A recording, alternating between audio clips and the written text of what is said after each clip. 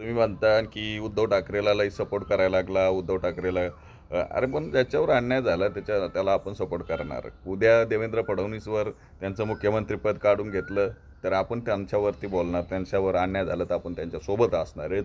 अरे तेच नाही तर उद्धव ठाकरेची एक गोष्ट चुकली होती की सगळ्या जेवढे आमदार असतील त्या सगळ्या आमदारांना मुंबईमध्ये हे करणार आहे काय, घरं बांधून देणार आहे त्यांना.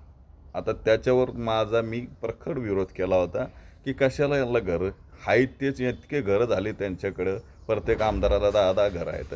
त्यावेळेस मी ते विरोध केला होता. पण आता उद्धव ठाकरेवर अन्याय होत होता, आपण त्याच्या बाजूने आपण त्यांना बोलणार आहे.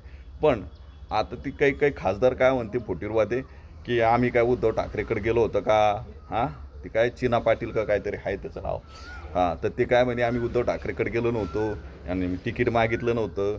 मग तुला एवढा कंड आहे तर दे ना राजीनामा, राजीनामा दे आणि मग निवडून ये ना. खुशाल काय बी बोलायचं यायला.